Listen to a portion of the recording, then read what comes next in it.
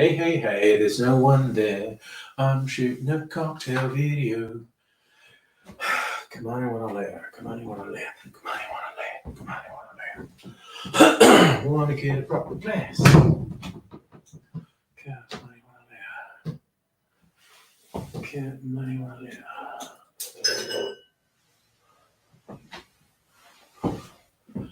on, I want to layer. Gotta practice that word. And a straw in here as well. I'm getting all my shit together. Come on, you wanna lay up. Repeating the word over and over till I get it right. Hello, Justin. Right, so I think we're ready to go. I'm going to start recording this. Get my first drink of the night. Come on, load. There we go. And start. Beer started. All right.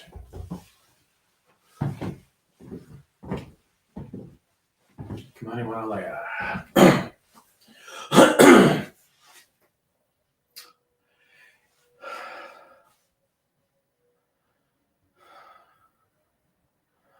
G'day, cocktail lovers. For amaretto, fucked up the first line. Okay. G'day, cocktail lovers. For Amaretto Day, I decided to do a tropical cocktail that has a decent whack of amaretto in it. It's called the Kamani Wanalea. I practiced that so many times.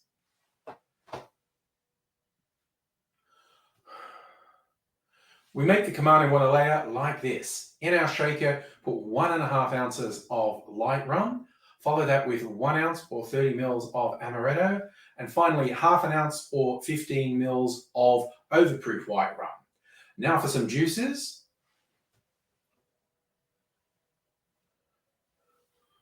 We're going to add 3 ounces of pineapple juice and 1/2 ounce of lime juice. I'm going to shake that with crushed ice till it's nice and cold, and then pour that straight into a glass.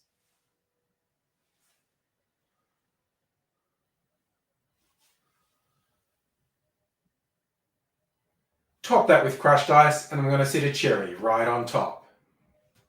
Now I'm actually going to make that. Okay. So probably switch both of these off for fun. Hey, Lemonhead. Making a cocktail. So let's get this party started right.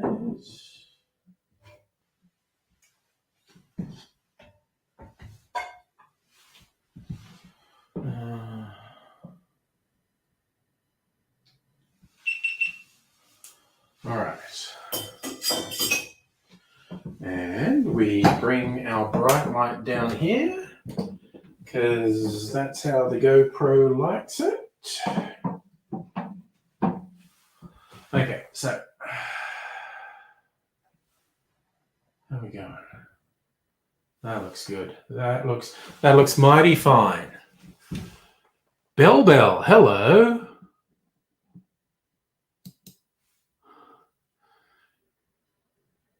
All right, I don't see the emoji. I see a thing that says hand pink waving. Hello. And hello, Strictly Savior. Right, I'm just going to make this cocktail now. Right. What is... Oh, man. My freaking jigger is out there. What's all that about? God damn it. All right, I have to go out for a minute. Literally a minute. I'll be back. Hi, Belle. I'm going to be back in a minute. I'm in disarray, quite honestly.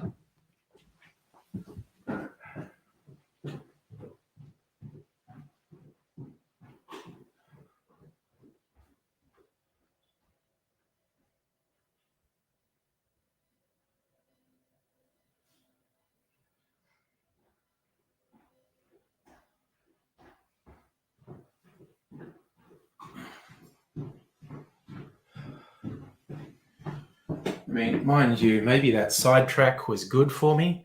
I think I was going to start recording. Sorry, I think I was going to start making the cocktail without setting the video to record. Ugh. Can I? Ugh. Get myself a cherry ready. Stab, stab, stab. Fifth time lucky, no? Stab. Oh. Slippery little suckers. Got one. Wow, I actually had two there for a second. Right, you sit there, cherry. You don't go nowhere. All right, continuing on. Now I actually have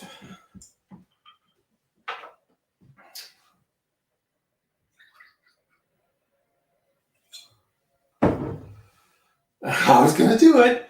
I was going to start doing it without turning the camera on.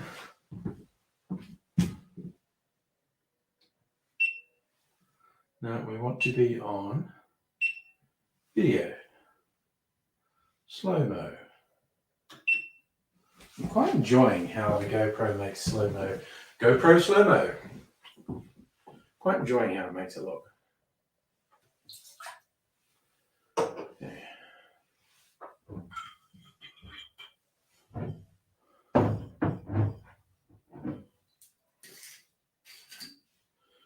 One ounce of amaretto.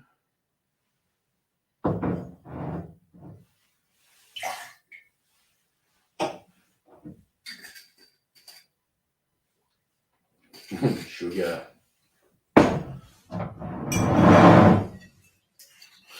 Half an ounce of overproof rum. Oops, that's more than half an ounce.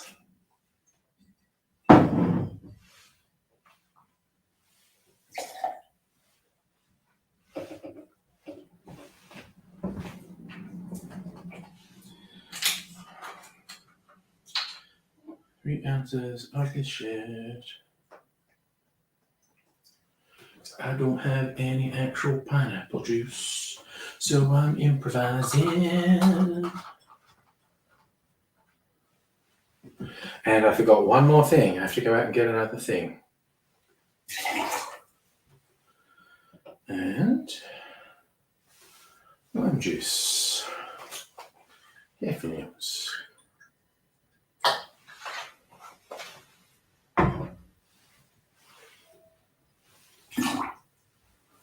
Alright, temporarily turn off this camera. What's happening there? Bill had a long distance relationship with a Canadian, so hey Canadians. Limited. Did the Canadian lady constantly say sorry? That's the stereotype. Alright, I forgot one thing, I have to go get it.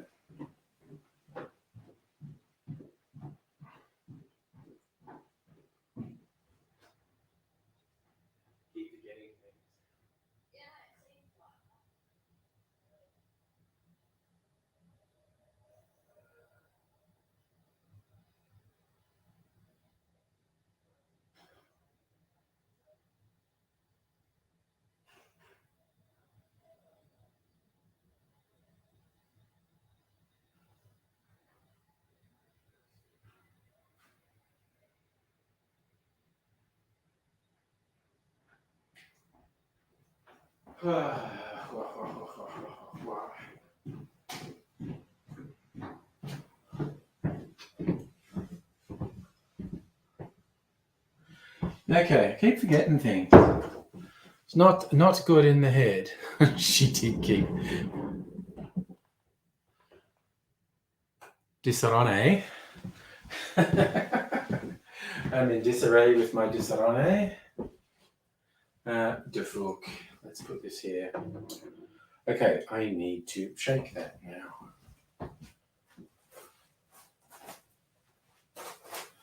Look at the big thing of crushed ice I made here.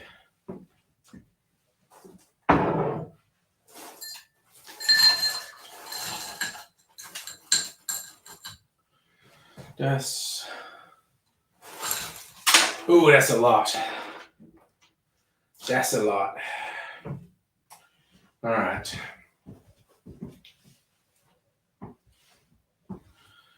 All right, I got to turn my camera back on.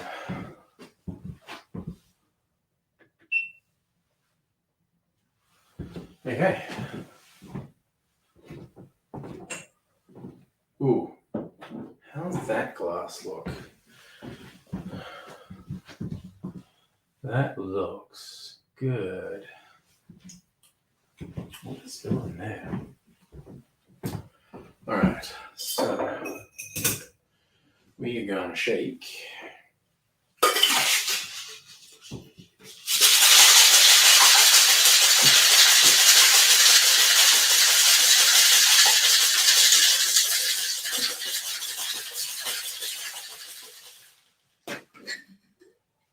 Ooh, it's got some nice foam from that pineapple juice.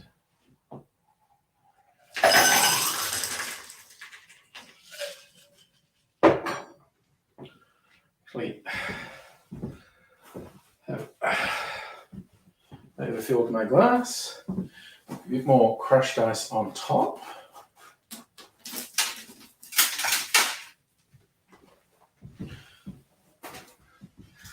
And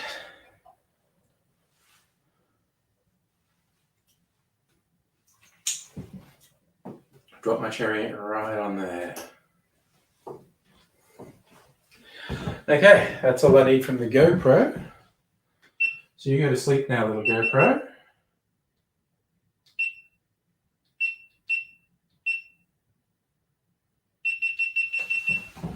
All right, really want to make a big song and dance to go into sleep, don't you? All right, so this is only going to take me another minute to shoot. Okay.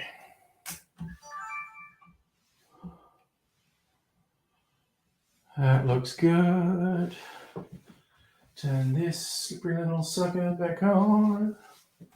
Start recording. All right. I've got to practice this it. Kamani Wanalea.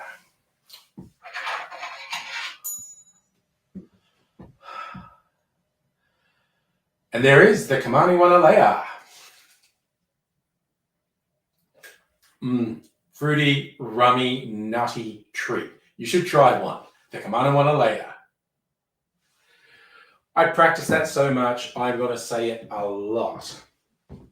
Oh man, that is actually really pretty good. Rummy, it's not been very warm weather.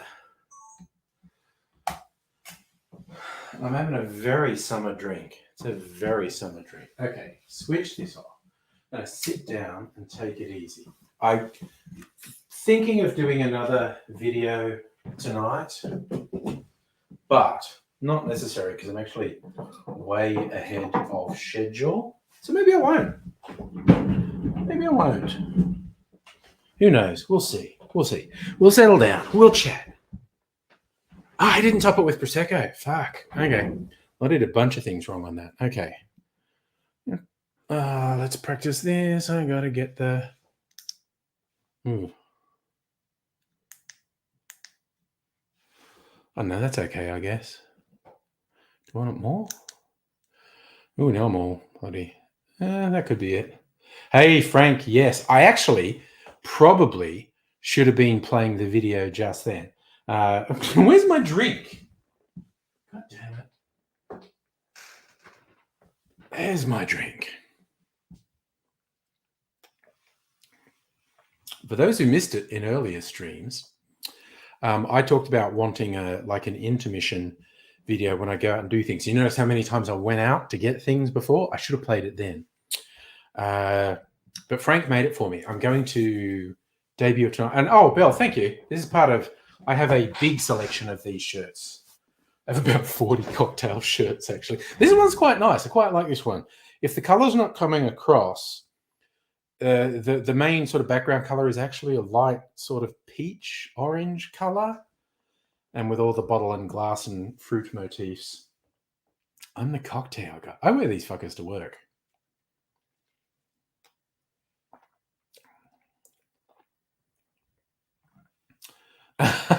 Sorry. You met a compatriot, an Aussie at the hospital today. 4 questions. Do they like Canadians? I don't think many Australians dislike Canadians. Smudge is a bit fringe. The Plunderers are my vintage. How are you going? Oh, Frank, favorite part. I just love that you got exactly what I said, that he progressively falls. It's 5 minutes. I want to save it for a little while, Frank. There might be more people a little bit later. I want to save it and show everyone.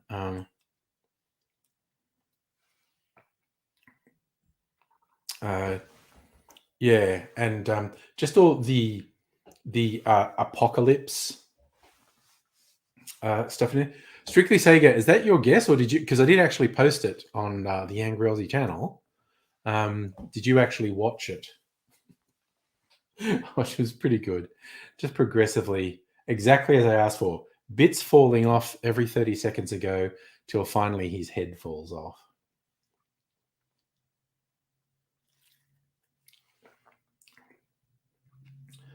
Man, that's a pretty damn rummy drink.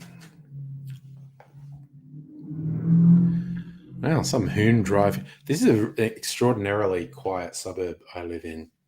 Some hoon just drove past revving. Oh, yeah, so you did actually watch it. Yes, okay, cool.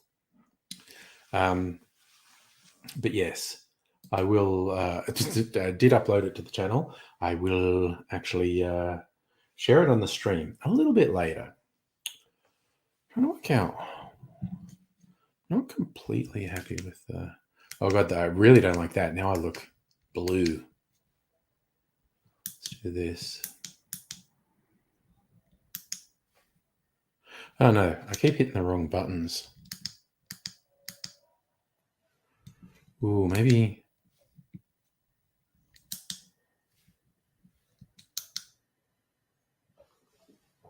Want the camera to adjust a bit? Is that a bit much? I don't know, I'm just playing with it. Mercenary Mage, hello, how are you? Nice to see you. Man, that is just going weird as weird. Get the bloody camera controller happening. Oh, that's what I needed to do. God damn it, I needed to bring up the thing and do my preset. Now I'm happy with how it looks. Okay, now I can calm down and stop obsessing. Cheers, y'all. This needs, I mean, I like the cherry, but this needs a little paper umbrella and a pineapple frond in it. And I just remembered there was actually more in here. I should have used a bigger glass.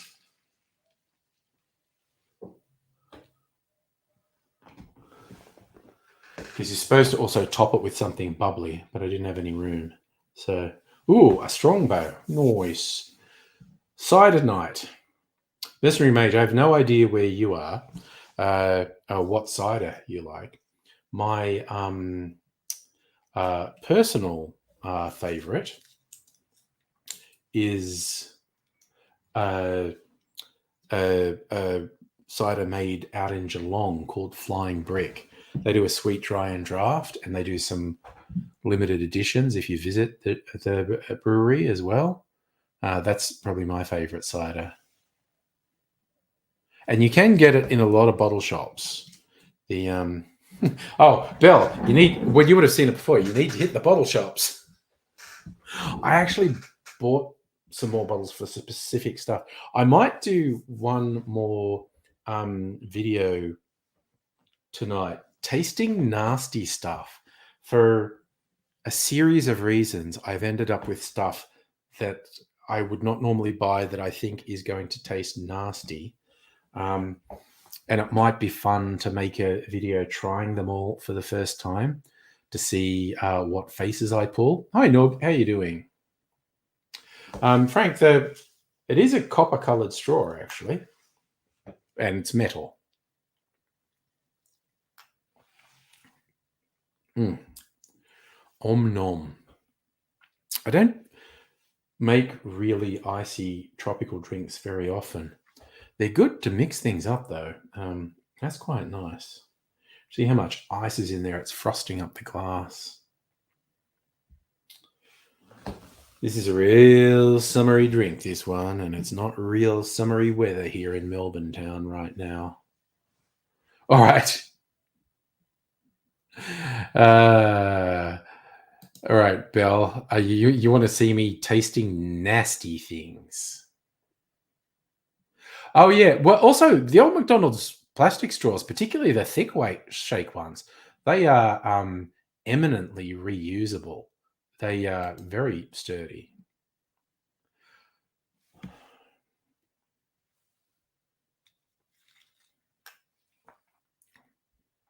Flying discus. That would be my brand. I don't know who remembers the story I told of getting hit in the head with a discus when I was a kid at school. Oh, Belle, I have a lot of yummy stuff. I was going to do another cocktail. I don't think I will. I think I'll just taste. I'll taste the nasty stuff. I mean, I might like it. Okay. A brief spoiler alert. The three things I got: cherry spiced rum. I think they can't legally call it rum, but it sits in the rum section. I got it specifically for clarified cocktails. I think on its own, it's going to be nasty and taste really artificial. But who knows? I might like it. Then I got this boxed cocktail. It's like goon, but it's a cocktail, a Mai Tai, because it was just really cheap. It was like $12, and it's six serves in it. So it's Mai Tai goon style, and the other one is one of those fruity beers. Because I bought some stuff at the bottle shop. They said, "Oh, because you spent that much, you get a free 4-pack of one of these beers." And I do not drink beer at all, but I'd always been curious about these fruity beers you see everywhere now, and I've always kind of assumed beer drinkers hate them or think they're gross. I don't know, but I get to try one of them. So my money is on really disliking the fruity beer, like intensely disliking it. Probably disliking the cherry spiced rum-like drink. Possibly disliking it more than the fruity beer, actually. And I give the Goon Mai Tai about a 50-50 chance of being tolerable, but also probably nasty, but 50-50. The other two, I will be extremely surprised if I don't find them incredibly nasty. But yeah, I don't know. I don't know why I'm holding out hope for the boxed Mai Tai, but they actually had like 6 different versions of the boxed cocktails, and the Mai Tai honestly sounded like it had the best chance of being okay. So, oh yeah, no, Belgoon. Cheap, usually wine in box form. Oofed. Okay, Safa, the history of the Mai Tai. It comes from the tiki world, unsurprisingly. The sort of tropical drink style. that got popular post World War II. I think versions of it existed prior to World War II. That's when you get the bars where they got the really over the top decorations with the tikis, which is actually a bit sacrilegious. The ancestor faces, and you'll get palm fronds and nautical themed stuff and stuff that's meant to evoke the the South Pacific. Like one of the stories I heard was that oh man,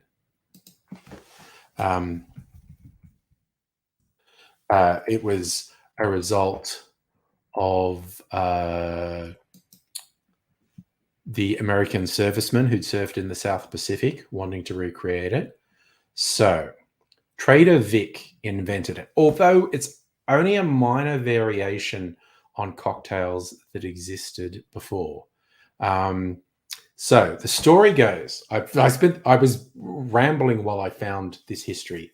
The story goes, one evening in 1944, he tested a new drink on two friends from Tahiti, Ham and Carrie Guild. After the first sip, Carrie is said to have exclaimed, "Mai tai roa e," which is Tahitian for "out of this world, the best." So I think Mai Tai translates as the best. So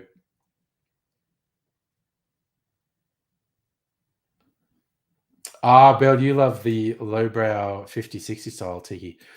I only know of one full-on tiki bar in Melbourne. I mean, there's probably some in the suburbs I don't know about. There's one in the city called the Luau, Luwow.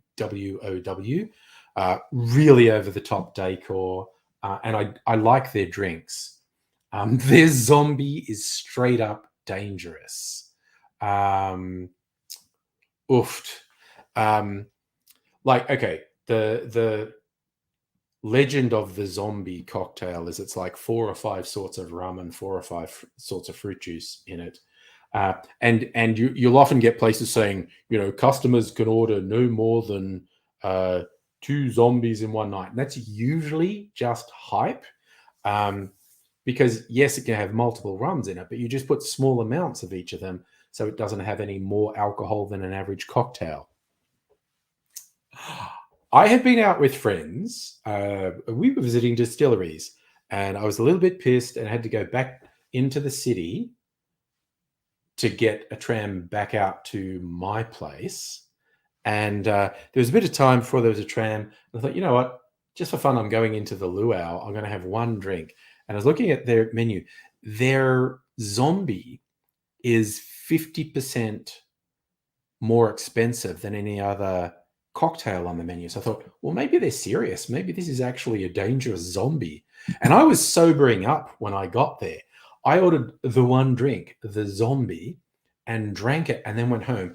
And I got progressively more drunk over the next hour as this worked its way through my system. So they were not fucking around. My God. So I think a lot of venues, when they talk about it, basically the giveaway is if you're in a venue and they're serving a zombie and they're hyping it, if it's the same price as the other cocktails, they're talking shit. That means it's just got the same amount of alcohol as the other cocktails. If it's more expensive, and as I said, in the Luau's case, it's 50% more expensive than their other cocktails. That's more like it. And yeah, this lot, they ain't fucking around. Oh man, that really got me. Belle, you had the same experience with no, because there's so much alcohol in it and it just progressively works through your system. I reckon it was at least twice as strong as your average cocktail. And most cocktails are 2 or even 3 standard drinks. I reckon the Luau Zombie I reckon it must be 5 standard drinks. It was Tim Smith all on its own.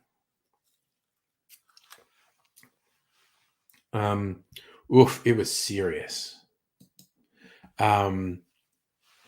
So yeah, luau is also kind of fun because it's like I said, it's the only full-on tiki bar I know of in Melbourne. Oh, I think if they're doing responsible service of alcohol, they would actually stick to the only two. Oh yeah, no, that we could definitely call the luau zombie the AIDSy. If you drink two, you turn into AIDSy. You absolutely are going to be hospitalized. There you go, Bill. We're on the same wavelength. I reckon 5 standard drinks. Um, because holy crap. Now, and I don't, I don't go out of my way to get absolutely hammered and you have drinks that I like. It also tasted really good. Um, Generally, the drinks at Luau are really nice. Like I said, tropical is not my standard thing, but I like it as a bit of variation. Hey, Ellie. Um, and see, most of the good cocktail bars in Melbourne, they have at least a slight speakeasy vibe, or they're trying to be cool, chic, high end sort of bars. The luau is wonderful because it's trashy, just absolutely over the top decor. Um, so much, and actually, they have decent finger food there too. You can get food there; it's actually decent.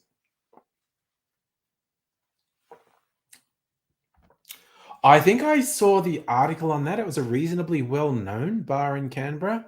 They keep breaching the license, and yeah, they've been shut down. I think I actually saw the article on that. Um, yeah, responsible service of alcohol is a thing. I don't know if you'll remember the story on uh, from quite a long time ago, sometime last year, having done the stream from Abigail's place, and then talked Abigail into going into the city just to have a drink, and we went into the Gin Palace. Oh, love the Gin Palace. Site of a former brothel, and they've maintained that sort of decor. Upmarket brothel, mind you. Um, and I had a drink, which was really good. I had a second drink, which I don't remember. Apparently, I was sort of falling asleep, and then they. I don't think they would have given us another drink if we'd asked for it, but we just asked for some food. They gave us a really nice cheese platter. Oh, nice. Burlesque bar on Smith Street, Collingwood, called Cherry Bomb. Gin Palace rocks, doesn't it? The Gin Palace is just extremely good. It's an extremely good venue. They do very good drinks, and their cheese platter kicks ass. It's so good. But yeah, great staff there too.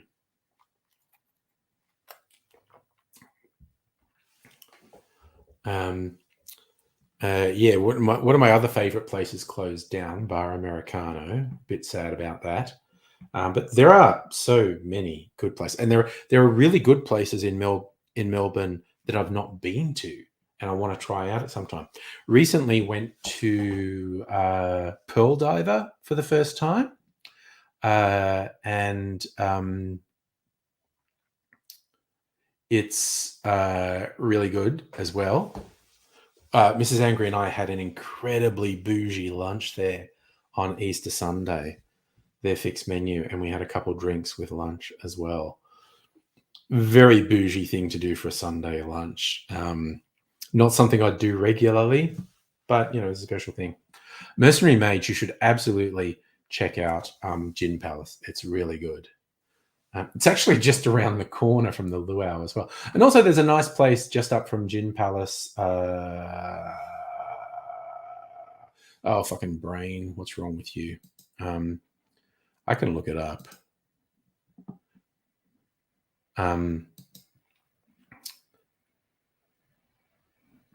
There's a new-ish place I went to a little while ago called Caretaker's Cottage. It's all on this redeveloped thing that was actually church grounds.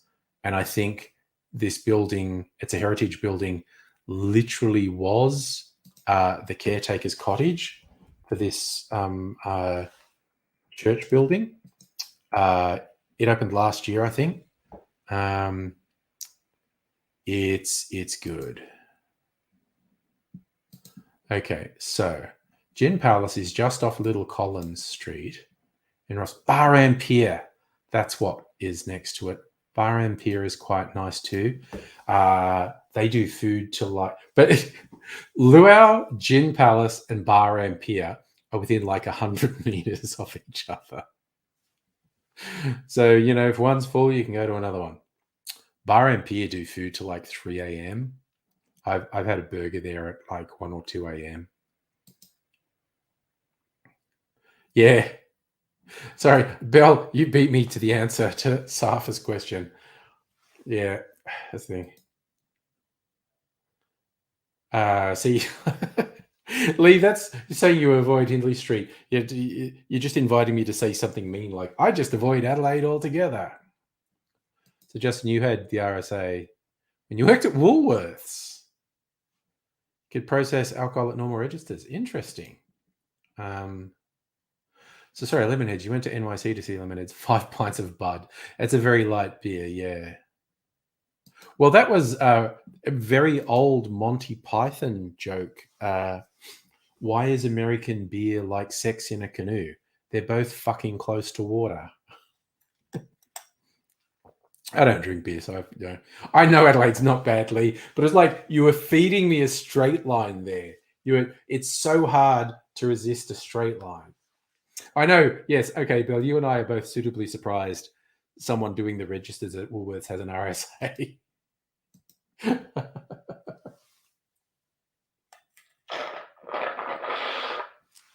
Man, look at all that crushed ice going away. Actually, I'll probably have my soda water a bit later in there. It'll be fine.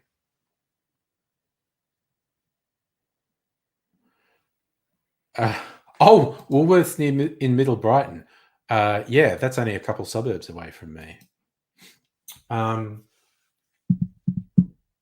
Okay, this is all hunky donkey. Oh, there you go, Bill. You shop at that Woolies. There you go. I think I've probably been there. Because I go to that part of town sometimes. I think it's time to get the nasty stuff. Yeah, I kind of teased all with I'm going to taste nasty stuff. I should go out and get it. All right. Okay. You know what? I'm gonna play the intermission stuff while I go and get this. Okay. So you just share the screen here. All right. So we'll full screen it. All right. I'll put me down here. I'll turn my mic off because sometimes the sound gets funny. And let this amuse you while I go out and get some stuff.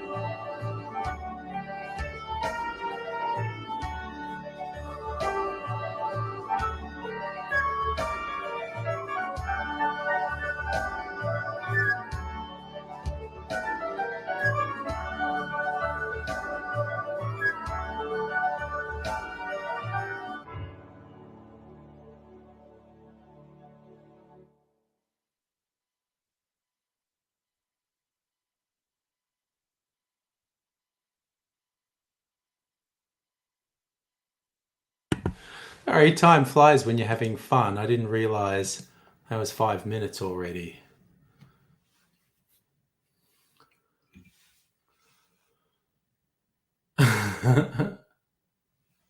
So that's thank you, Frank, for that. Now, okay, I'm going to do the nasty tasting now. So you'll get to see my genuine reactions to the nasty stuff. Just make sure the framing's right on here. Yeah, that looks good. Okay. Oh, I get a glass for the beer, I suppose. Some Pilsner glass in here.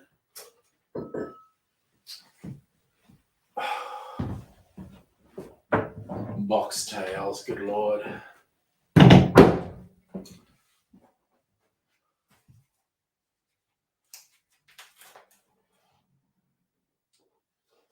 How does this work?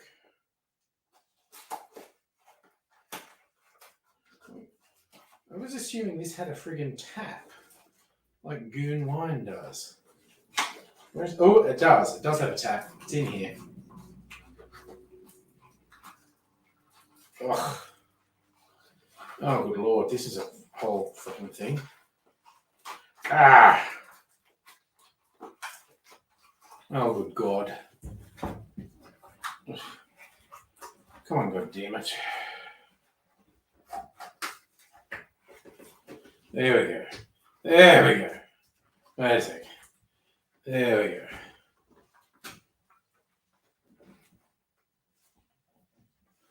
All right. Okay.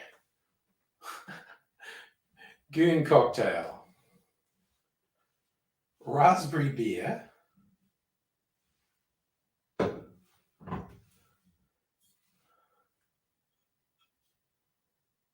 Cherry spiced, not really rum.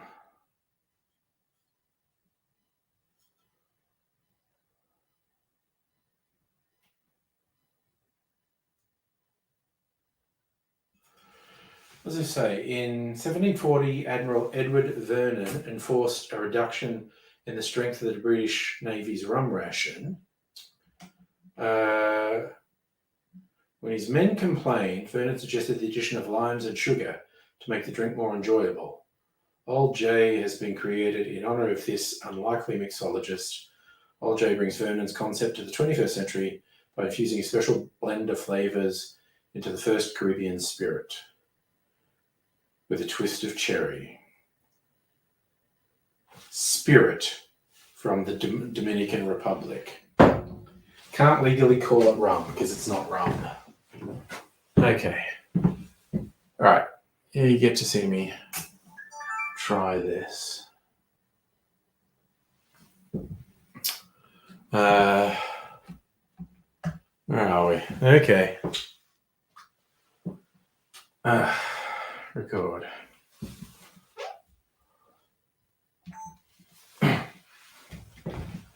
Alright. Where's this? Okay. A car going past this bit. G'day, cocktail lovers. I thought it might be fun. You get to watch me try some things that I do not have high hopes for. I suspect these things are going to be nasty. The reason they come into my possession, there's a bunch of reasons. These are not things I would normally get, but I've ended up with them, and I thought, what do I do with them? Try them on camera. You might get some amusement out of how appalled I am. I have this, spiced rum. This is a spiced spirit that they're not allowed to call rum because it doesn't meet the legal definition of rum. Apparently, cherry and lime flavor in there. The notorious fruity beers. I do not drink beer at all. I do not like beer, and I've seen the proliferation of these fruity beers, and I've been a little fascinated by them. And this was literally free, which is the only reason I have it. And I thought, I'm going to try it. I'm going to see what it's all about. And finally, in case you didn't know, a little bit of history. The wine in the box thing, That is an Australian invention. They like to call it a cask or something.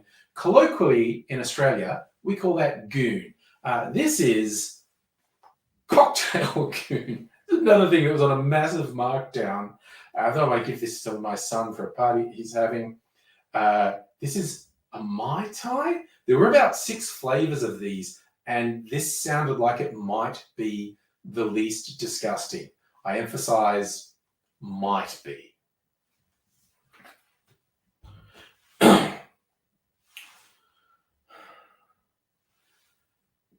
I'm going to guess in which order I will dislike them. I'll go from the thing I think I'm going to favor the most to the thing I really expect to not like. So I'm going to do the box Mai Tai first, then the spiced cherry spirit, and finally the fruity beer.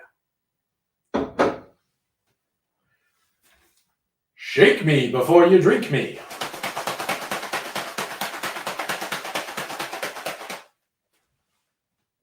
Quality stuff.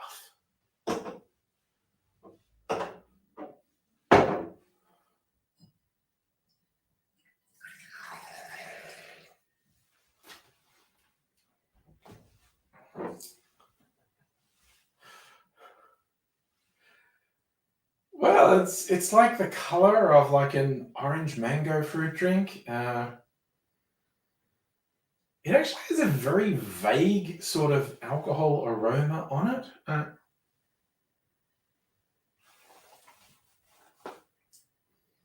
It literally tastes like a sugar-free soft drink. It's only 4% alcohol. This is just lolly water. I mean, there's 6 standard drinks in the whole cask. I don't know. This could maybe be the base of a punch, and you put something more interesting in the punch. But I'd have to drink the entire cask just to get White Girl wasted, and I think simply the volume of it would make me sick before then. So I don't hate it, but it's a whole bunch of nothing.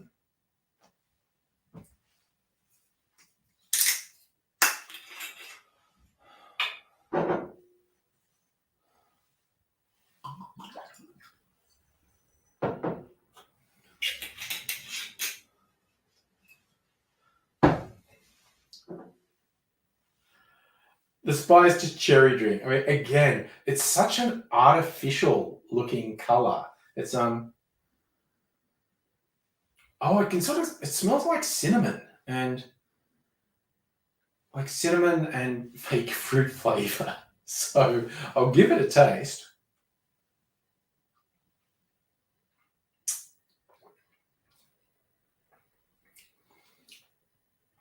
Yeah, okay. That just tastes syrupy.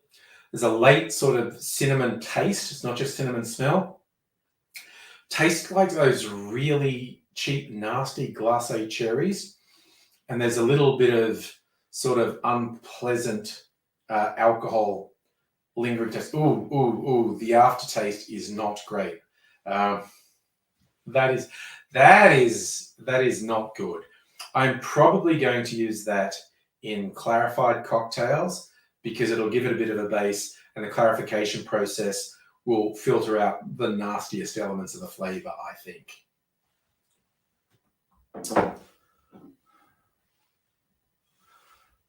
Finally, the fruity beer, and I chose this flavor because it was the most masculine looking color of all of them. I'm intrigued as to what color the beer actually is.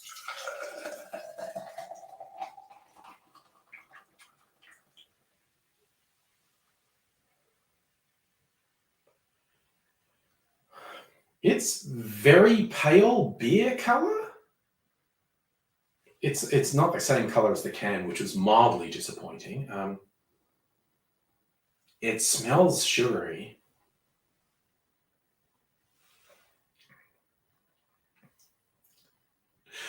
I don't drink beer because I thoroughly dislike beer. That doesn't taste like beer. That tastes like alcopop. That's like vaguely sugary.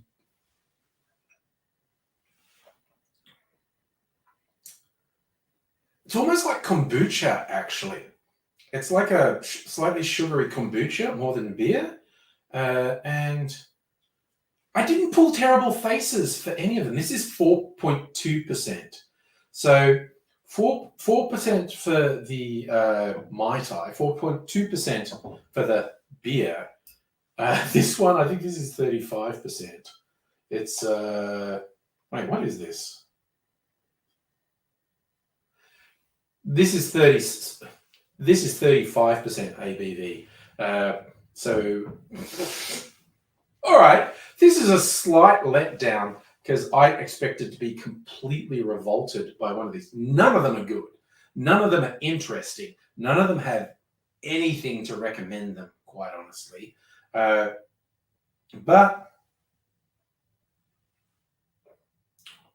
look, literally now I can say I've tasted these fruity beers. They taste like a light kombucha with artificial flavoring in them. And I mean all of those terms in the worst possible way you could take them. I'm going to stick with my cocktails made with full strength spirits. These are all nasty. Goon? No, just say no, kids. Weird stuff that's in the rum section, but they can't legally call rum? Just say no. Fruity beers? Look, if it's your thing, good for you. I just can't come at it. But I can't come at normal beer either, so who am I to judge? Okay, they don't sell Malort in Australia, so I can't have something truly nasty. But none of these were pleasant. I do not feel happy after drinking any of these. I'm going to go off and make myself a proper drink. And I think you should swap in the comments just the grossest thing you've drunk recently. It's probably something worse than one of these. These are not great, but they're not completely repulsive. If I ever find stuff that I really think is going to be terrible, I'll make another video in the future. This stuff is just disappointment in liquid form. I'm going to have a proper drink. I'll see you later. Cheers. I want the beer to go flat. I might use it in a syrup. I can make a beer syrup. Ugh, that's just gross. Okay, I'm going to switch everything off. Sorry to disappoint that I didn't like hurl or anything with any of those. They were just bland. They definitely weren't good, but they weren't bad enough to provoke an extreme reaction in me. They're just disappointing and bland. All right, I'm going to sit down now. You know what I'm going to have? I'm going to have got my clarified cocktail. That's something that has actual taste in it. I'm going to have that on the crushed ice. That stuff was all nasty and bland. Oof. Yeah. So, good Lord. None of that was good. This, on the other hand, is good. Pour myself a drink. Oh, good Lord. Oh my God, my garnish fell in. I'm trying to save my garnish. All right.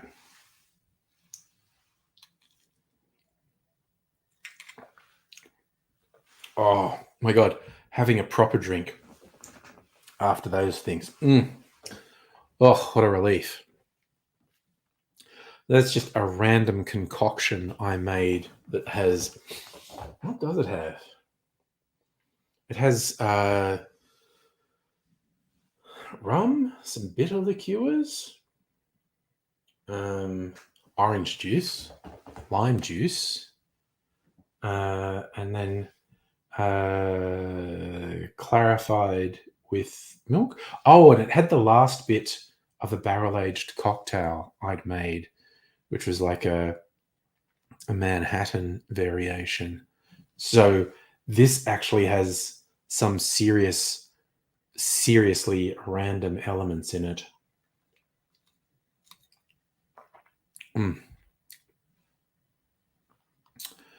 So Mercenary Mage, not fussy, but not stout. I was, again, yeah, I don't drink beer at all. Certain hard liquors like vodka. Vodka is just a nothing drink to me. And I almost never drink spirits straight. I'm not sort of just going to have a spirit, which, again, might be surprising for someone with that collection back there. But I'm a cocktail guy. So usually the only time I will drink spirit straight is when I'm comparing stuff, like particularly if I've got a new one and I want to taste it in comparison to stuff I've already had. I'll do taste comparisons. Oh, Strictly Sega, I've got 4 different syrups in the fridge at the moment. One's let's see, try to remember what I've got in there. I've got an oleosaccharum, which is where you cover lemon peel with sugar, which extracts the oils and makes yummy syrup. I've got rhubarb syrup. I think I have a passion fruit syrup in there. And I have a spiced brown sugar syrup. So yes, I have at least 4 sugar syrups that I've made in the fridge. Frankie, you're a fan of the Irish Stout and Jamaican Lager. Okay. Safa, I literally don't drink beer. I do not like beer at all. It's like a gross combination of sour and bitter to me. Mercenary Mage, whiskey probably your favorite hard liquor? Probably my favorite, just it's the most interesting. But I have a big selection of whiskeys and gins and rums, quite a few brandies, a lot of liqueurs. The simple syrup, my favorite, any of those syrups work well in an old fashioned. My favorite one for old fashions is the spiced brown sugar syrup. It's fucking yum. It's really good. And yes, I will drink cider. Like if I was in a pub where they don't particularly have anything I want, I'll probably drink cider. Yeah, tricky Sarah. I don't think I kept any of those things secret. Don't like coffee, beer, or wine. So, Tricky Sarah, I hardly ever make literally simple syrup, which is just sugar and water. I usually like to do something with it. Probably the one that was the most involved in putting together is the spiced brown sugar syrup. It is also my favorite. I have to taste my liqueur. God damn. Should I do it tonight or wait for Tuesday night? Because I think it's ready to come out of the barrel, quite honestly. Oh, yes, Frankie, giggling at the Foster's taps because you do not get Foster's on tap in Australia. Maybe would not be a popular pub. But they're very successful in their marketing to England in particular.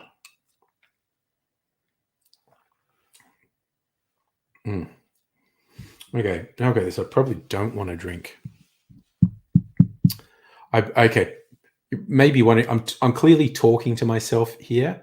The brown sugar syrup I used to make liqueur that's a split of rum and whiskey, and then with this spiced brown sugars, and actually it had some orange peel in it as well.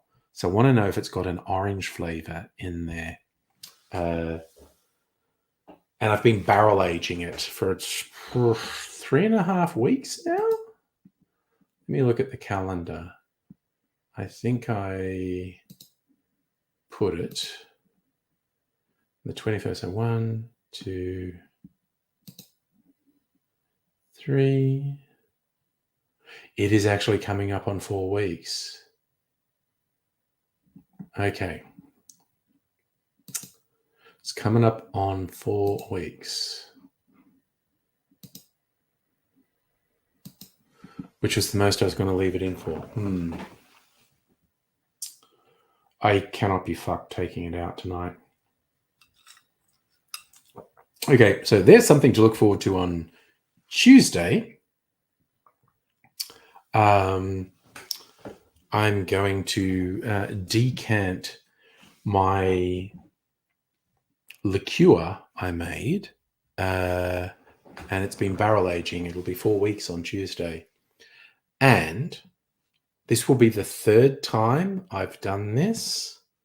I did it once with whiskey, once with rum. This one is actually a split of whiskey and rum with a slight difference in the syrup. And the previous ones I made were like the best friggin' things I've ever made. They were so fucking yummy. So good. So I have high hopes for this one. Safa, currently watching. Last night, Mrs. Anger and I had some Mexican food and then watched, what did we watch? Picard, a new series called The Power, and the first couple episodes of the final season of The Marvelous Mrs. Maisel, which is a show I quite enjoy.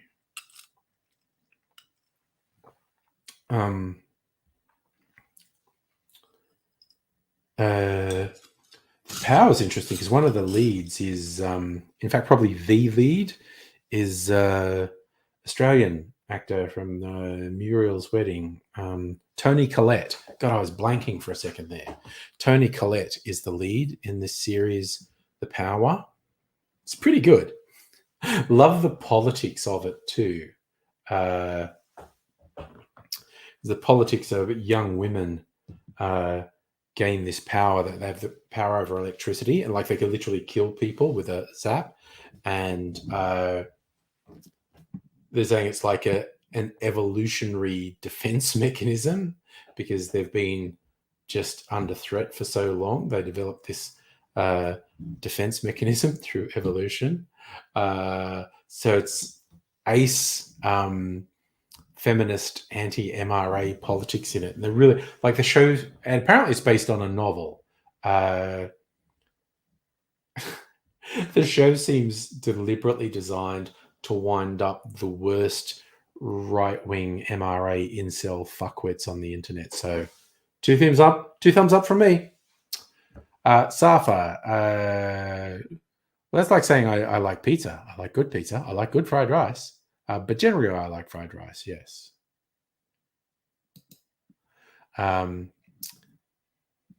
Japan. Oh, yeah, Japan. Oh, that's The Boys. Frankie, The Boys is fucking hilarious. And I think we're due for another season of The Boys before the end of the year. I did see a social media post that they wrapped principal photography. So they got a shit ton of After Effects to put in. So I think we might get another season of The Boys later this year. I love The Boys. It was a comic in the 90s. And what was interesting to me, I've actually read like a compendium of the first major story arc of the comic. There are a couple of absolutely huge divergences from the comic in the TV show. I think I actually prefer the TV show. Oh, sorry. It's like a late double take from you strictly saying, wait, Frank mixes Coke and beer? Honestly, I thought pretty much the same. I thought, no, I'm letting that one go through to the keeper. Do I want a conversation about Coke and beer? No. Frankie knows what Frankie wants.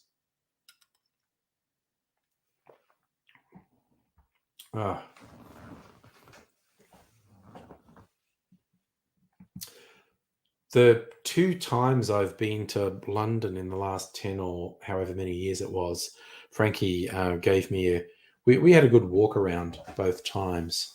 Managed to catch up twice because I don't get there very often. But the 2 times I've been there, I did manage to catch up with Frank and show me around. So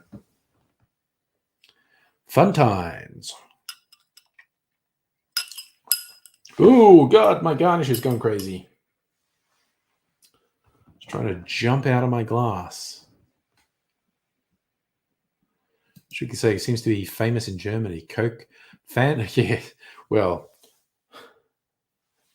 Fanta was Hitler's alternative to Coke, or something very close to that, anyway.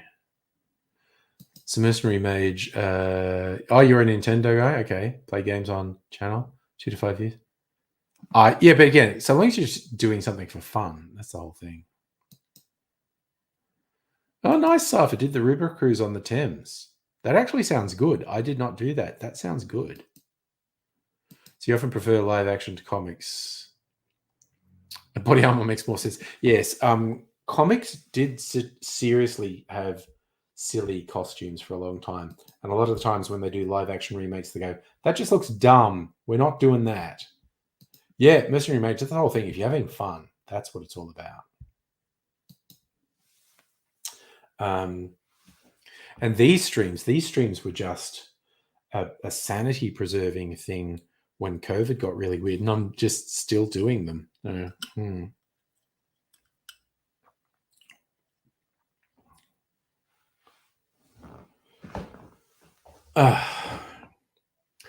I have actually done the London Eye once, just to say I'd done it. It's not a big deal, but I did make a point of doing it one time. So I think it was the first time I was in London, I did actually do the London Eye. So that's the whole thing. I met a couple of folks that I knew through YouTube, and that was nice.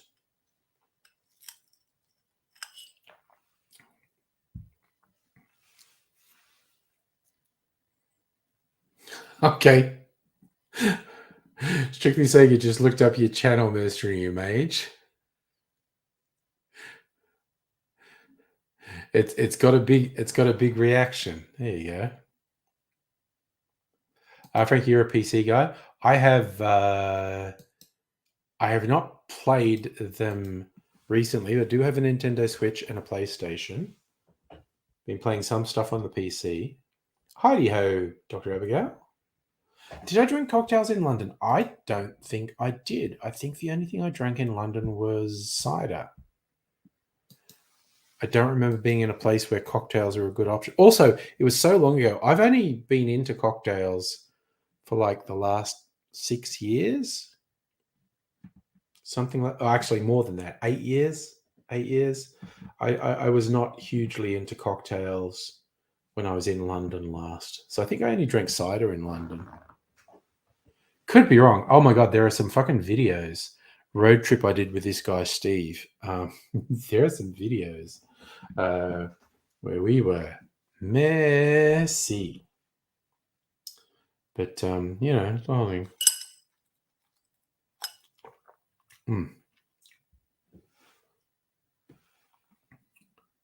Oh, no. The 8 terabyte HDD you were showing off is DOA. That is not good. That's not good at all. Sorry, Frankie, that's funny. Tourists asking you stuff and you go, I don't know, I don't give a shit. Oh, yeah, you live here. Why would you care? Holy shit, that's so funny.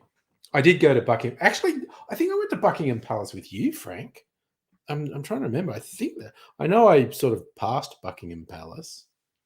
Did a walk past it. Don't think I saw the changing of the guards or anything. Maybe I did. Memory is vague. I don't know.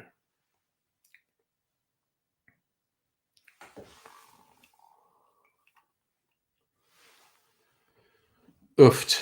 So Mercenary Mage, empathizing. Yeah, but a new one. Oof, damn. Are you worried about losing the data? I think my biggest, because I've got a big pile of hard drives that all my original YouTube footage is on, like all of it.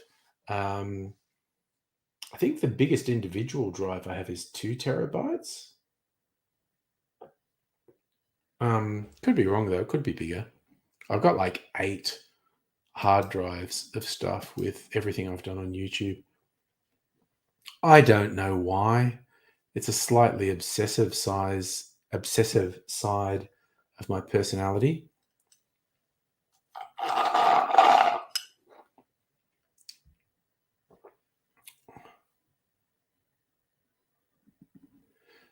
Damn, well, I hope you can like get an exchange or get your money back, Dr. Abigail. That's nasty.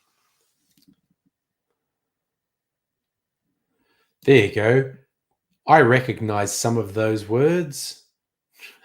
Actually, I basically know what you mean. Yeah, well, so that's the thing. I do backups, but I only do one backup of my data because I was fine. Okay, so yeah, okay, because you were with me, Frank. So we shot Westminster Abbey, Buckingham Palace, and Abe Lincoln's. And I think you showed me the Abe Lincoln statue, Frank. I was very surprised there was an Abe Lincoln statue in London. That caught me somewhat by surprise. Oh, yes, I know it's the law. I know it's consumer law in Australia. It's just that some people can be dicks about it. I'm sure you bought it from someone reputable who will conform with consumer law. It's not enough for you. Okay, you know what? Okay, first I'm going to go up here, get my soda water. But I'm going to have a teeny tiny taste of my barrel aging liqueur. I'll do it properly on Tuesday, and because I'm going to decant it, and I'll make a video doing a taste comparison. But I want to do this. Okay. Oh God, what was in this? Oh God, this nasty cherry stuff. I wonder if I can get that back in the bottle. Because that was nasty and I don't want to drink it. Oh my God, I hardly spilled any.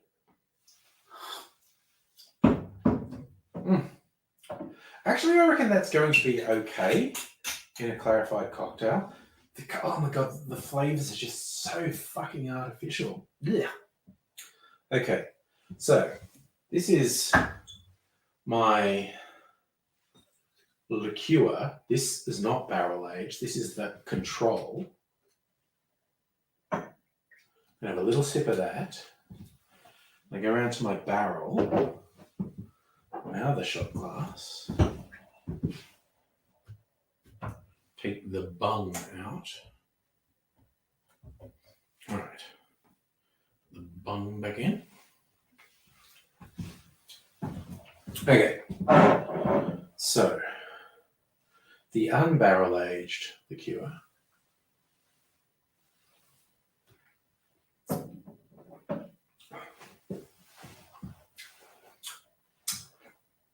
Oh, that's pretty good. Oh man, that's pretty good.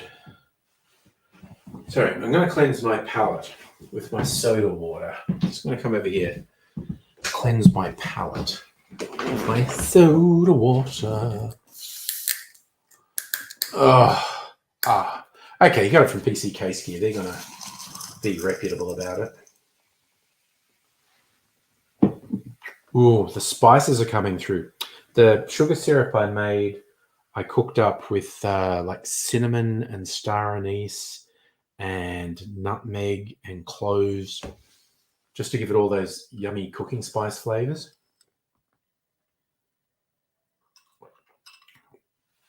All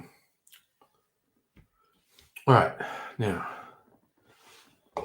this is the barrel-aged liqueur.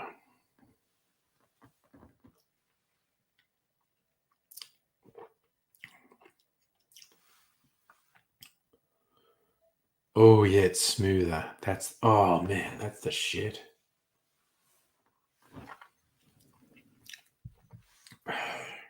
Oh. Woof. Oh man, that's good. Man, the cinnamon and star anise are coming through really strong. Like the base spirit is a blend of whiskey and rum. But that's sort of gone into, oh man, that is really good. I've got to think of how to best enjoy that. Ooh, it's pretty warm going down. Oh yeah, we're talking about technical things and whatnot. And the thing I was complaining about the other night with my PC being weird when I was just using File Manager to open a folder and it would take forever. I followed Bum Fungus's advice that Dr. Abigail seconded and got into the properties and said, this is just regular. And it fucking worked. And now it opens that folder straight away all the time. So, hurrah! Technical difficulty overcome. So I'm pretty happy about that. Because it was very annoying. That was all I thought. It was not, critical. It was just really annoying having to wait. And now I don't have to wait anymore. So I'm much happier.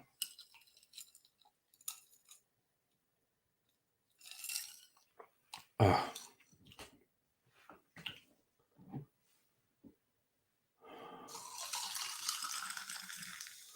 Finishing off the night with some soda water, 'cause I'm a responsible motherfucker. And yes. So I guess I didn't actually drink that much tonight, which is, good. The one cocktail I had was actually pretty strong. So Sunday night, just being moderation on a Sunday night.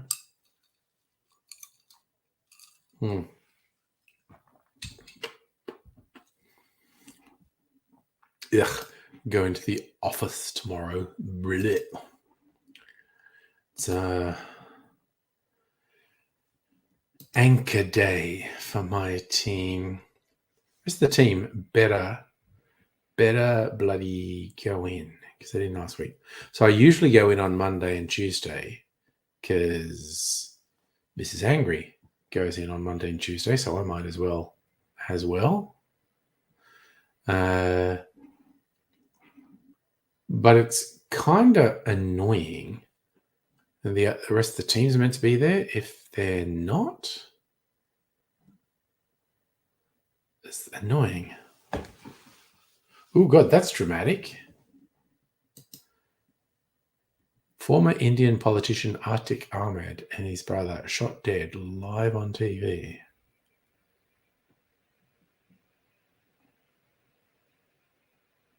Gunmen seemingly posing as journalists shot dead a former Indian member of parliament and his brother as they were being taken in handcuffs to hospital by police.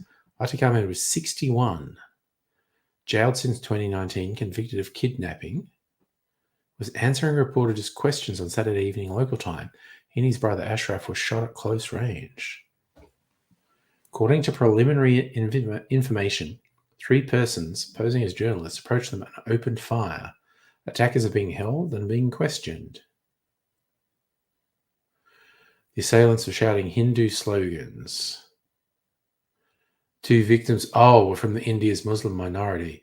Yeah, you actually get pretty fucking aggressive Hindu action against Muslims in India. Brothers were deeply involved in India's criminal underworld, so maybe it was just about that. Former MP was reportedly facing more than 100 different court cases, and the attackers were petty criminals. Maybe it was just gang rival shit. Wowzers. Several days earlier, police in the same state of Uttar Pradesh said they shot dead Ahmed's 19-year-old son and his accomplice in a shootout, wanted in questioning in relation to a murder case. Scores of people facing charges are being killed in the state in recent years. Similar so-called police encounters, which rights groups say are often extrajudicial executions. Ahmed, which is actually probably pronounced Ahmed, claimed petitioner in India's top court his life was under threat from the police. Yeah, probably right. After a shooting, gatherings of more than 4 people were banned. Wow, that's pretty wild, honestly. I don't usually want to read news stories that are about violence or whatnot, but that was pretty fucking wild. Safa, we not only had heaps of rain last night, today, this morning, just shit tons of rain. So yeah, as I mentioned, why Friday nights was so short. I had an early Friday night date with Mrs. Angry and had several high quality cocktails. So I was already tired. So it ended up being a short stream on Friday night. Because I'd already had dinner and drinks before the stream. And we switched the date night from Saturday to Friday because it was going to be raining on Saturday night. So I didn't drink any alcohol last night. Just had Mexican food and then watched some TV with Mrs. Angry. And we had a chill day today. You know, I edited some cocktail videos, which is why I was not so fussed about doing more video shooting tonight, even though I had some video ideas. Oh God, now I'm hiccuping. Because I'm like way ahead of schedule with my cocktail videos. I've got 3 videos uploaded and scheduled on YouTube to go for the rest of this week. But the one I shot tonight is for Amaretto Day, which is Wednesday. So I'll edit that in the next couple of days. And I'll sort of... Safa, I don't think I drank enough of the fruity beer to get hiccups. This is like the soda water. This bubbly soda water. That might be what's giving me the hiccups. So I only drank... where is it? Oh, God. Because this isn't mirrored, it does my head in. See that glass there? That's all the beer. I'm just going to let it go flat. Then I might make a sugar syrup out of it. Because I'm sure I've seen other people talk about beer syrups. Reduce it down a bit on the stove and add some sugar to it. And might make for an interesting sugar syrup. Okay, I'm not sure where that comes from, but I don't think the macadamia nut is native to Australia, but it's grown here. And I have some macadamia liqueur, which fucking kicks ass. Tim Smith's half, and I never got too Tim Smithed on Friday. It's just I was just fucking tired from, starting the stream already half Tim Smithed, because I had 3 very high quality cocktails, and they were really boozy ones. I had 2 old-fashioned variations and a Sazerac, which is honestly another old-fashioned. So basically 3 old-fashioned variations. So 3 very boozy cocktails that came on, and I did do some more on the stream. Oof. And I was just cactus on Friday. So it was good. I didn't drink any alcohol on Saturday. I made the one cocktail, which was actually pretty strong. I can still feel it. And then I had sips of other things. So I've only had one cocktail tonight, one very strong cocktail, and a few sips of things.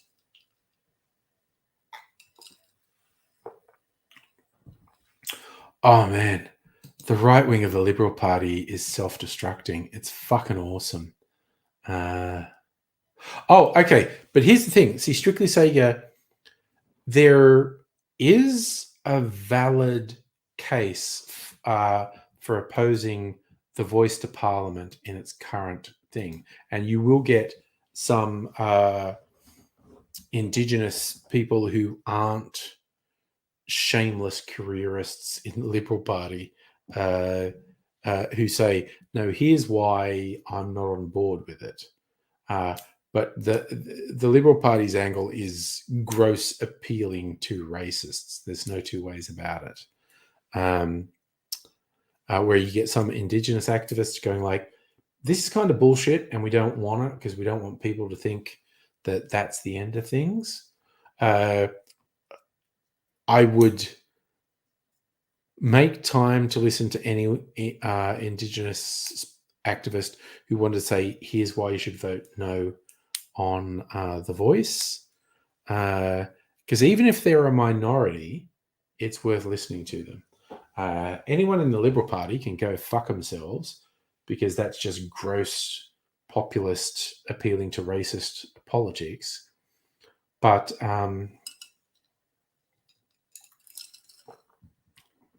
it's kind of like Brexit in the UK. It was posted as Tories pro Brexit, Labour anti Brexit, but you could actually make a solid left wing case for leaving the European Union. It's just the people who were the self appointed face of Brexit were horrible, nasty, lying bigots, self serving pieces of shit. It was perfectly possible to make a rational and even left wing case against the European Union. It's just the whole Brexit thing was a fucking shit show. No, by definition, there are no left wing people in the Liberal Party. There are some people in the Liberal Party who have more progressive views on social issues. But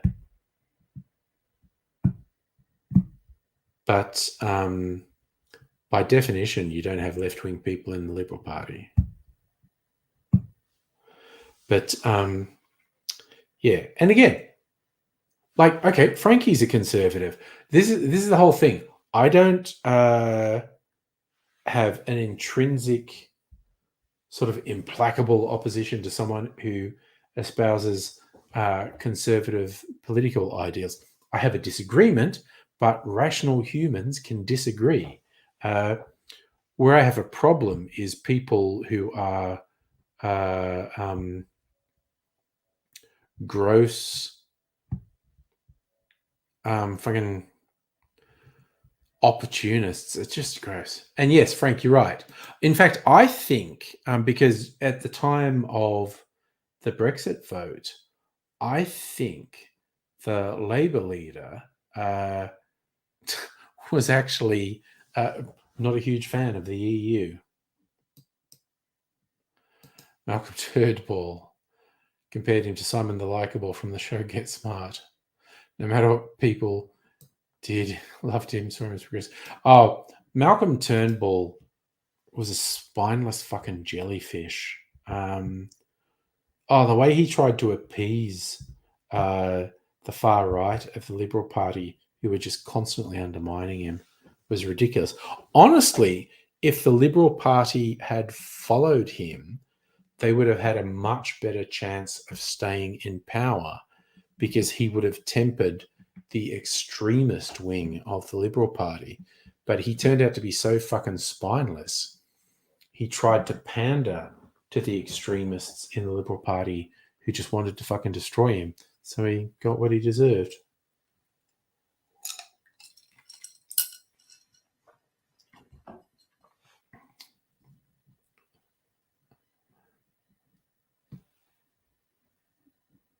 That's an interesting one.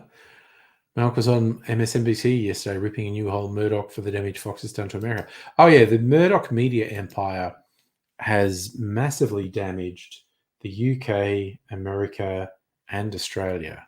It's quite disturbing how much evil one person has inflicted upon the rest of the world, quite honestly.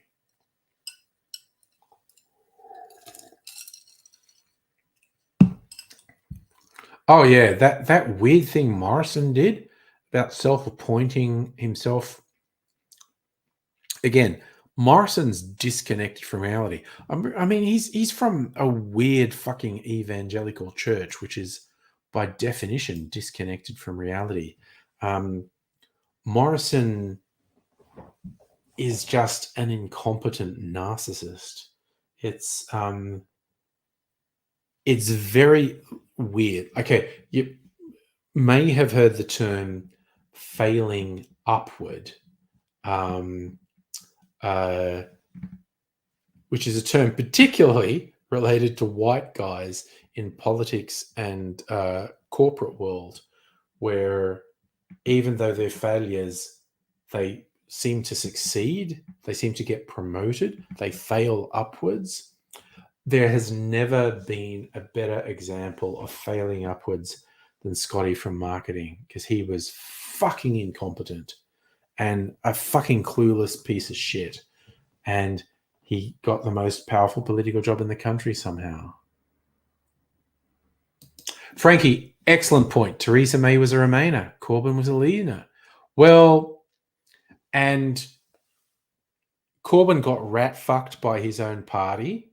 That was interesting. I actually agree with you. I think it was reasonably clear Corbyn was a leaver, but he knew because of the party line he couldn't say it. And so he said ambiguous, and it was stupid. He should have gone all in on Remain, even if he didn't agree with it. Or he should have put himself out there and said, leave for these reasons. But I think that was probably Corbyn's biggest mistake. I think you actually hit the nail on the head there, Frank. Here's the thing. I think, like I said, okay, so Frank's a conservative. I'm pretty radical left.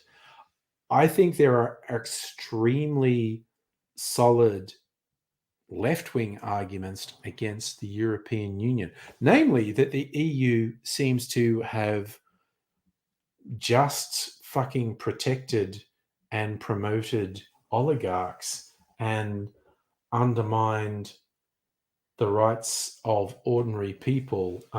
Here's the thing. I think the trouble with Brexit in the UK is that, as I said before, the people who were the self-appointed faces of the Leave Brexit vote were horrible people, horrible, evil, nasty people. And they also never believed the Leave vote would get up. And so they didn't have any realistic plan. They were just absolute pieces of shit. And liars, just pathological liars. And that was very disappointing because they clearly had no plan to actually make leaving the EU work. Okay, that's interesting, Frank. You think Corbyn thought it wasn't the right time? That's why he supported Remain. Yeah. But then also because he was too left, he got rat fucked by the Conservative and the overly influential Conservative elements in Labour.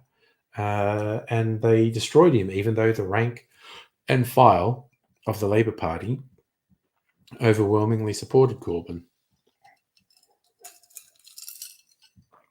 Very disappointing that he got fucked over by his own party. But mind you, we did see a succession of Tories get fucked over by their own party too. Very, very strange times we live in. And Keir Starmer, what a fucking loser he is, the current Labour leader. I did hear a funny poem, a spoken word thing that Alexi Sale did, old lefty comedian. So he's a boomer. Like he's probably at least 10 years older than me. Gonna look him up. I'm sure he's older than me. Alexi Sale. Alexi Sale. He's listed as an actor on Google. 70. Wow, he's fucking older than I thought. I thought he was at least 10 years older than me. But Alexei Sale is an old school lefty comedian. I knew him from the Young Ones in the 80s. So that was fucking 40 years ago. Jesus. I am so fucking old. But because he's a radical lefty, he fucking hates Keir Starmer. And he had a poem called I Hate Keir Starmer. It was very fucking funny. Oh, is Keir Starmer a sir? I didn't know that. Well, because he's in Labour, so he's not supposed to be in favour of, knighthoods and titles and whatnot. Frankie, you reckon people are naive? They think free movement's about being nice to people. Oh yeah, no, and that's the left wing argument against the EU. It was undermining protection for workers by letting capitalist exploiters import workers from really done by countries to suppress wages. It's fucking nasty. And yes, Alexei is definitely a Russian name.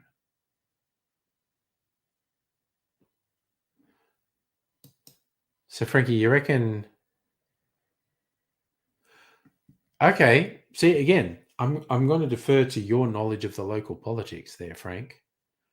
You're saying Corbyn, a red wall, which I assume is a Labor seat, but was leaning towards Leave. Yeah, who knows? Safa, do I remember the Trans-Pacific Partnership? Yes, I did.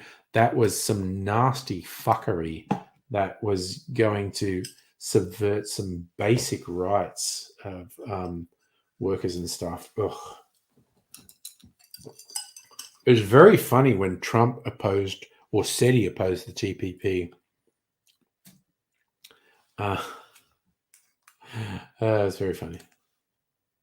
And you're absolutely right, Frankie. The Labor has monarchists and there's Labor rights in the House of Lords. You're absolutely right. Which is quite fun having your local knowledge here, actually. There was, oh my God, there's a series of movies that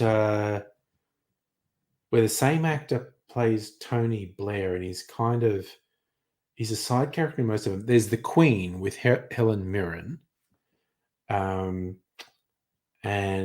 The Special Relationship, where the character of Tony Blair is more pronounced. I think there's a third one. Okay. I'm going to look it up. The Queen Special Relationship movies. Saying it's a TV movie. I saw it in the fucking cinema. Tony Blair's relationship with Bill Clinton and George Clinton. What movie did Michael Sheen play Tony Blair? Trilogy. The Deal in 2003, The Queen in 2006, and The Special Relationship in 2010.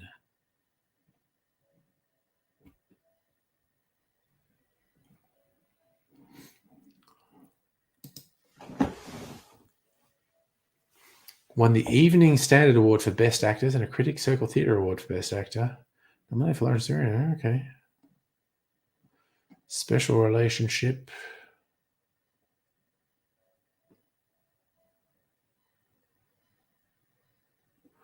Okay, saying the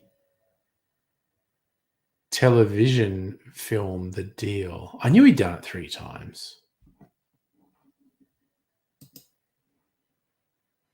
And yes, he was great in Frost Nixon, where he plays David Frost.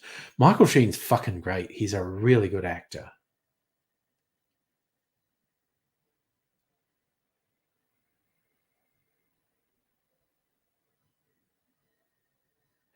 Yeah, Frankie, that's the best thing about Keir Starmer. He might make a public thing about, oh, don't call me sir, but he didn't turn it down, because you can turn it down. And some leftists have turned it down.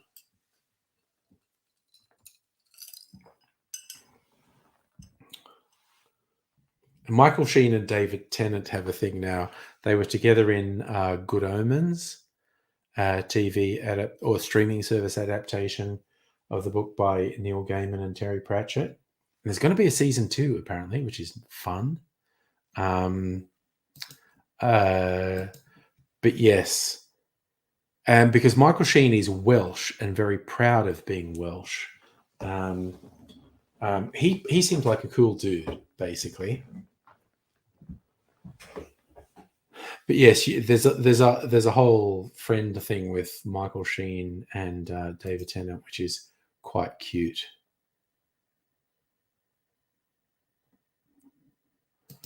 All right, Michael Sheen, things you didn't know.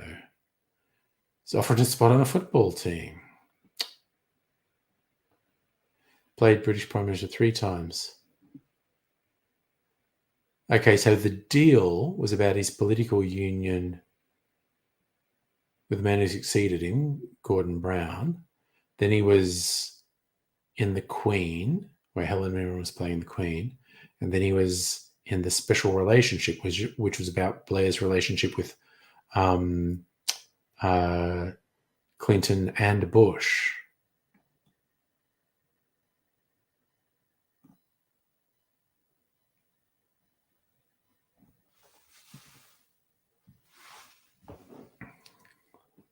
There was, I remember a great line from The Queen, where the character of Tony Blair is talking to his wife, and it's going to meet the Queen, and his wife just says something like, "Oh, you're going to be like all the other Labour prime ministers.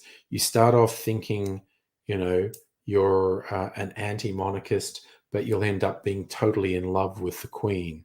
And Blair, by a lot of accounts, ended up being an incredibly important advisor to the Queen, because the royal family were broadly perceived as bollocksing their reaction to Diana's death, and Blair advised the Queen on things she should do to appear more sympathetic to the public, and those things worked. So that's the whole thing. Oh, Strictly Say, you're still doing the Aussie movies. The Night We Called It a Day. Oh my God, I've seen that. The one about Sinatra's visit. Yes. Okay, because this is an hilarious thing that happened. Frank Sinatra, I think Dennis Hopper plays Sinatra in that movie. Frank Sinatra was touring Australia, and I don't know, he said some obnoxious thing about the journalists, particularly the female journalists. And the journalists union went, "Fuck you, you need to apologize." And he said, "Fuck you." And Frank Sinatra, being an American, didn't quite anticipate how militant Australian unions were. And basically all the unions teamed up with the journalists union, and so the workers who were required to set up a show for Sinatra is like, and he wasn't even going to be able to fly because the union wouldn't let him on a flight if he didn't apologize. And Bob Hawke had to, this was Bob Hawke when he was the union leader, not when he was prime minister. Bob Hawke had to broker a peace deal with Frank Sinatra. Okay, I haven't seen it for ages. Do you reckon, Dennis Hopper as Sinatra was fucking terrible? I haven't watched it for a while, so I don't remember. Wasn't it, what's his name from fucking,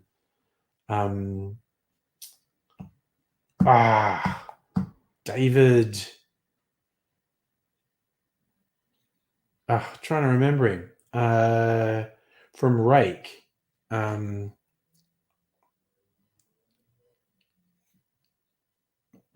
Oh yeah, and the dude from Two Hands was trying desperately to broker peace with Frank Sinatra.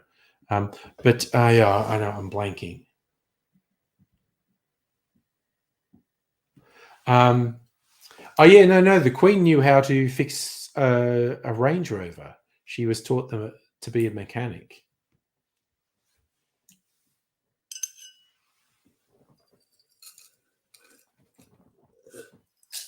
All right, finishing my soda water. It's like I'm determined to let people know I'm drinking soda water, not alcohol. Gotta eat my cherry now. Love the cherry. Ah. Mm. Oh my God, those Luxardo cherries are the fucking best. Mm.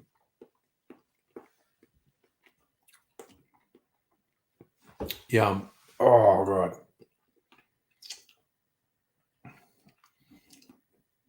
So we're going to look it up now, actually, because we were talking about it.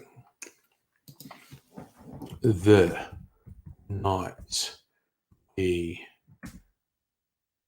called it a day. Do that. Oh, man, 20-year-old film. Holy shit. So it's Joel Edgerton. That's right. He was a main draw. Rose Byrne's in it.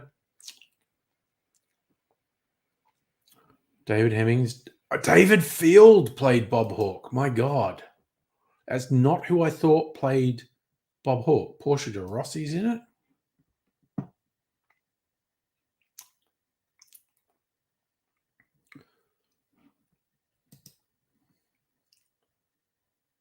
So yeah, Strictly Sega, the guy who washes his bullets in two hands.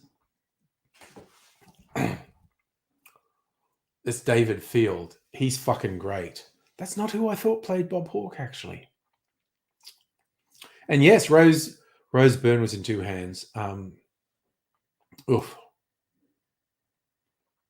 A vodka soda. I don't mind a whiskey soda, actually. A properly put together whiskey soda is really nice. Seeing the Queen was a mechanic, first aid, truck driver. Oh yeah. No, she's she took it upon herself to learn practical things in World War II. And yeah, she knew how to fucking fix a Range Rover. Yes, Strictly Sega, you got me. I was thinking of the miniseries where fucking David Wenham plays Hawk, doesn't he? Yes. Dude, you watch all these things. You know what I'm talking about. But we're talking, go back to Two Hands. Two Hands, Heath Ledger, Rose Byrne, Brian Brown. Fuck me, that's one of my favorite films. That is a really good Aussie crime flick. There is a bunch of really good Aussie crime flicks. Animal Kingdom at the top of the tree. Two Hands right up there. Dirty Deeds is pretty good. There are a whole bunch of really good Aussie crime films. Talk about you have OJ. Well, traditionally, vodka and OJ, the screwdriver. Downfall created so many memes out of Downfall. But yes, a very good film, which it documents basically the last days of World War II from the Nazi perspective, which is a very brave thing for a German filmmaker and German actors to do. Very good film, though. Yeah, Two Hands is your number one Aussie movie. It would be right up there for me. Probably the Mad Max films, a bit higher, but yeah. I love that. The Queen doesn't need a driver's license or a passport because they're issued in her name. Perfect. Because that stuff is in her name. Why not? Why not indeed?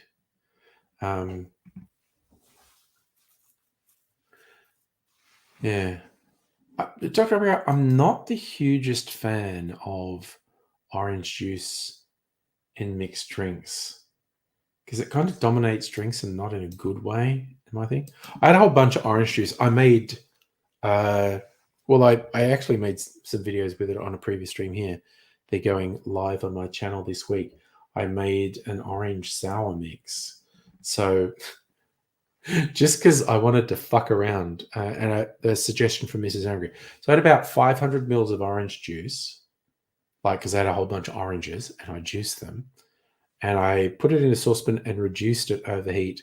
Reduced it by about half because I thought, oh, that's going to concentrate the orange flavor.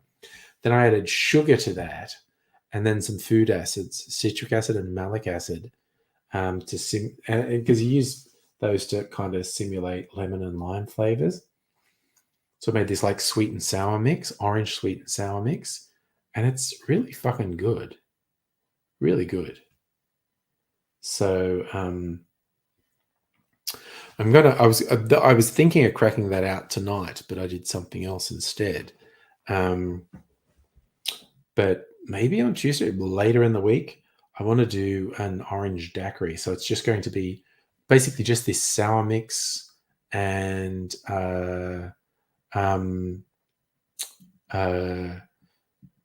rum. Okay, so you've got, Abigail, you've got whiskey and gin and OJ. So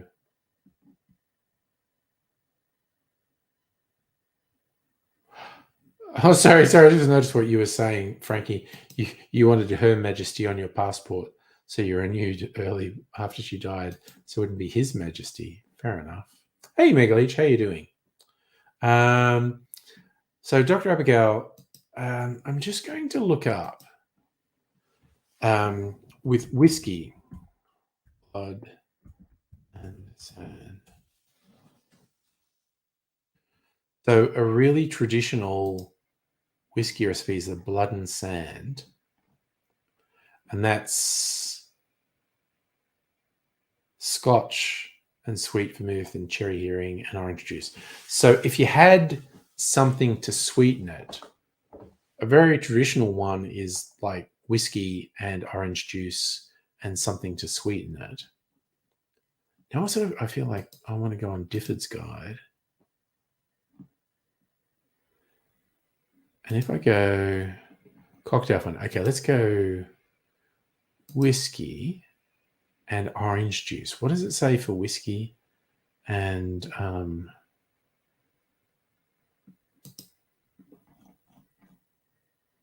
orange juice? See if I can find anything interesting. Yeah, blood and sand is the obvious. Frisky. Actually, no, I should go back and go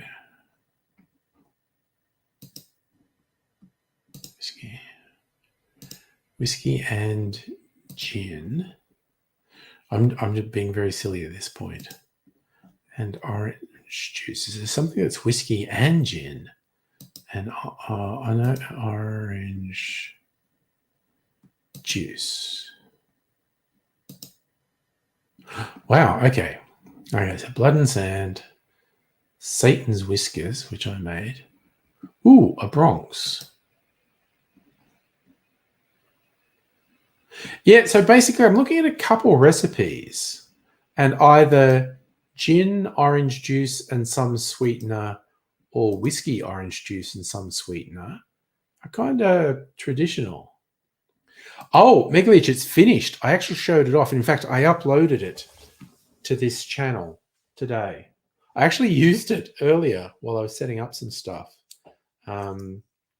So it's nice. It's there, and you can check it out on Le Angriazi channel. I uploaded it earlier, and I used it tonight, and I will doubtless do it again because nobody can stop me. So, but it's it's really good. I love it. Kind of exactly what I asked for, which is nice.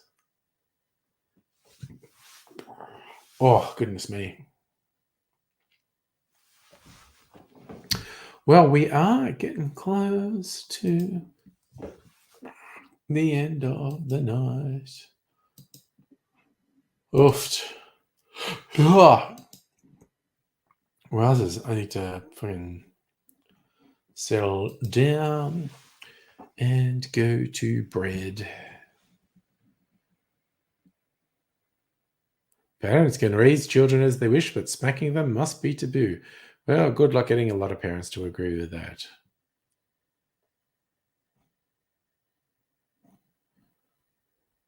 Ooh, a landslide in Melbourne after the heavy rain. Where was that?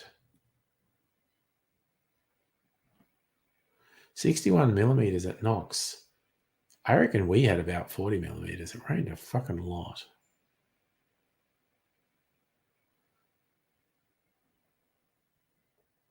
There was a landslide triggered by the flooding in Pascoe Vale South.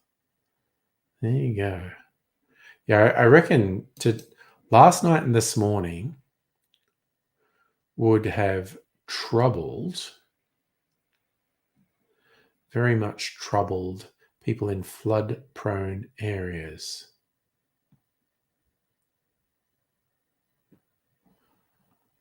Because there was a lot of rain. Lot of rain.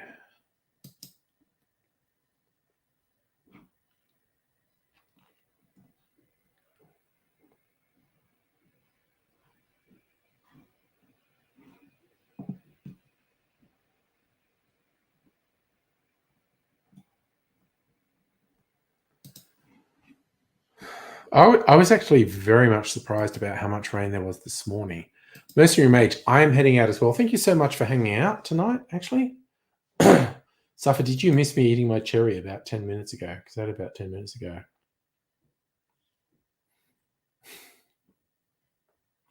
Striking say you're still going to watch a movie. I'm going to friend bed, dude. So your friend and you were drinking on the trails, neighborhood mimosas. Playing Herb Albert on speakers. That just broadly sounds very classy. It was a fun night, I think, Stricky Sega. I really enjoyed tonight.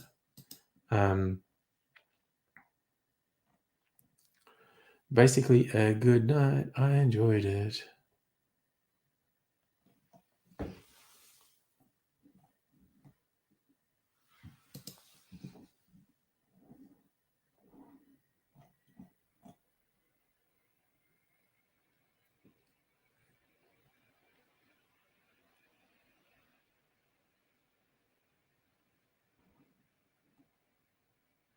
So I just saw a weird thing.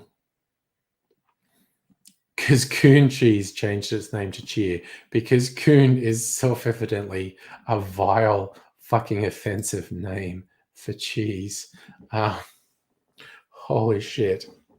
And evidence is it hasn't affected sales despite what again, just the idea of saying such an obvious racial epithet is not a problem always did my head in. I used to think earlier having a date night with Taz Chick. Well, I hope that was good.